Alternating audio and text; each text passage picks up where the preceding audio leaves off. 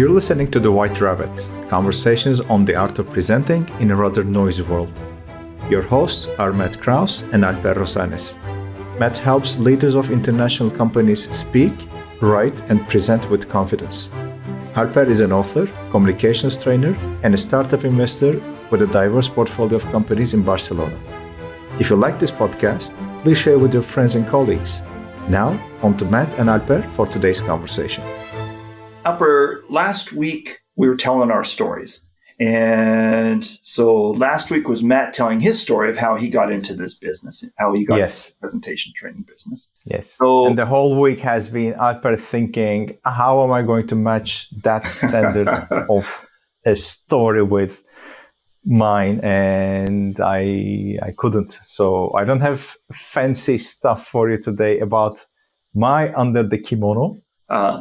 Just some information about how I got into this. So I didn't walk across country. I wrote the book after being in this business for more than 10 years. So, but yeah. So by the way, the walk across Turkey, it was just one sentence in my telling of the story, but then all of your questions were about that.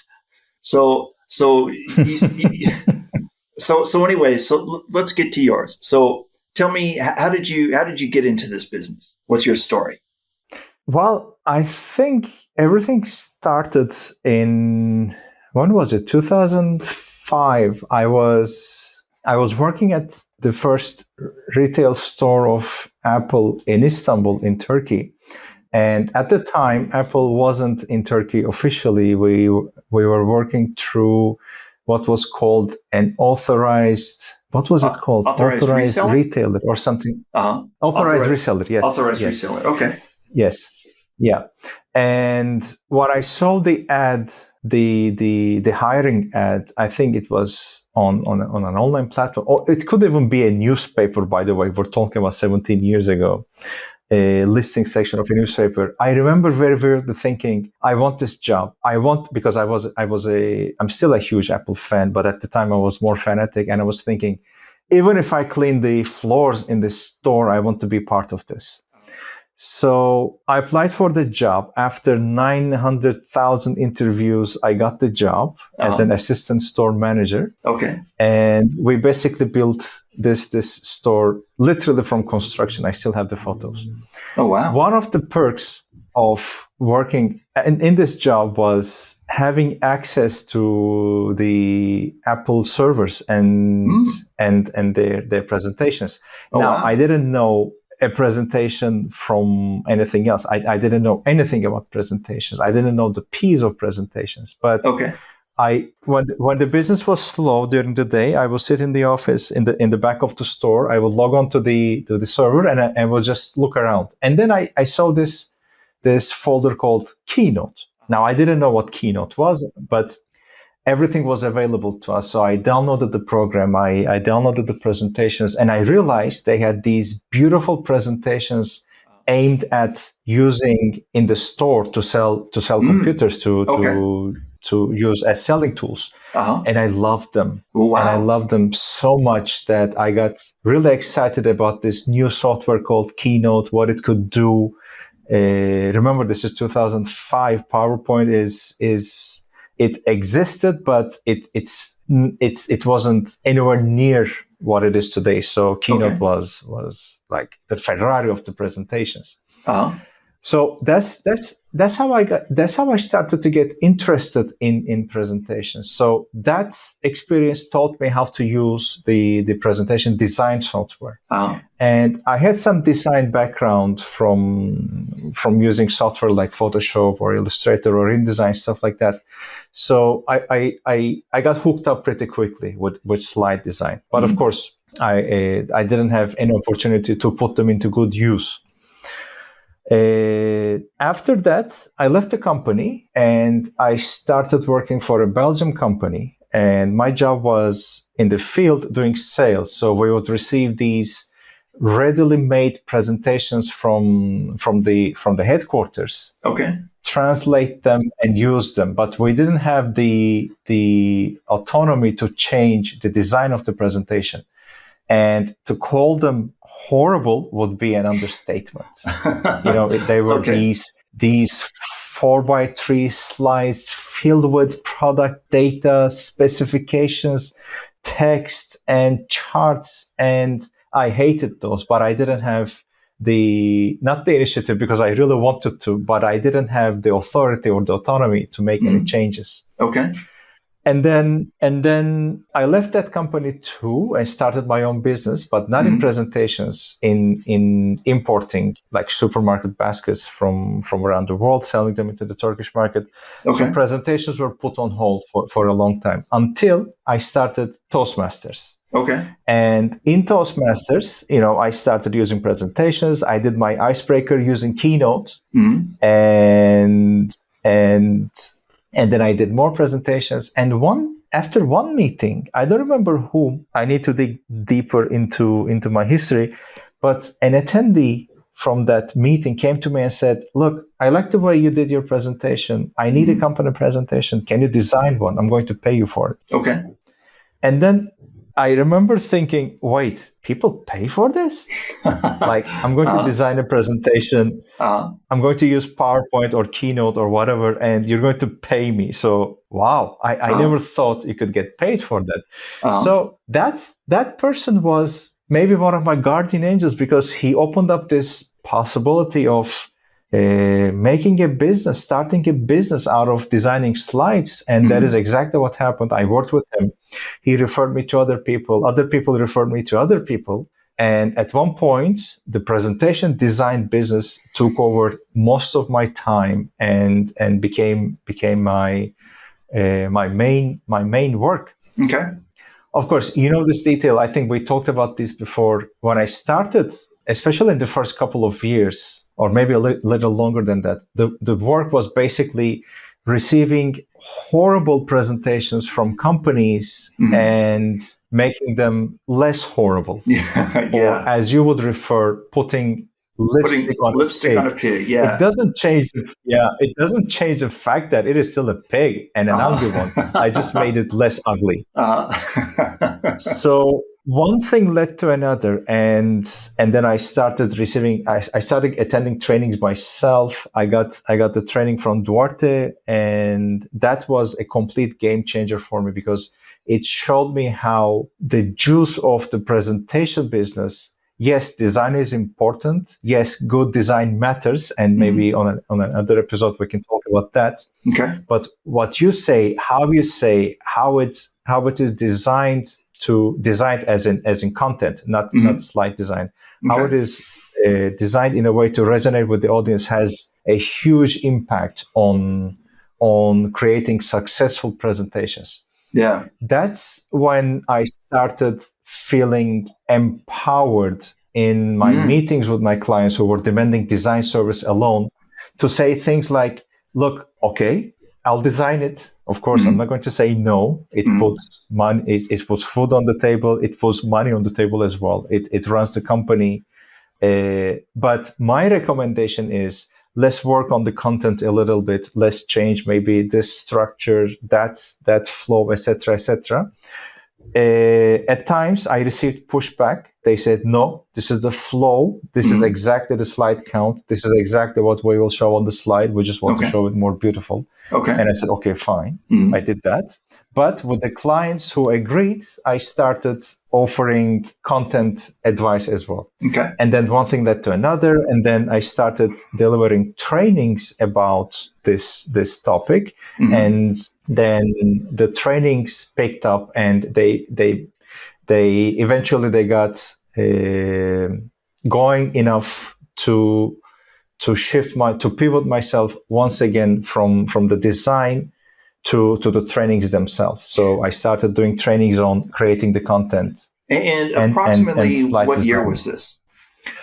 Good question. I started the presentation firm in 2010, and I would say maybe 2-3 years.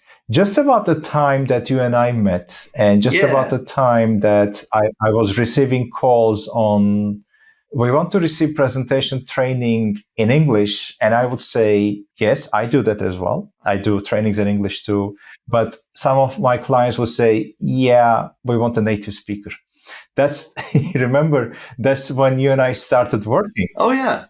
So there was about 3 years, the first 3 years, when you were doing strictly design work. So the training morphing didn't really happen. It took about 2 or 3 years for that to get started, right? Yes. And I have another question. You just kind of, back to the basket business. So you just kind of glossed over in one sentence the starting of your own business. So let's go back to that moment, where you decide that, hey, I want to start my own business. So you've got a nice salary job, a regular paycheck. And then one day you decide, hey, I'm going to start my own company and I'm going to sell baskets. Tell me about that. How did that happen?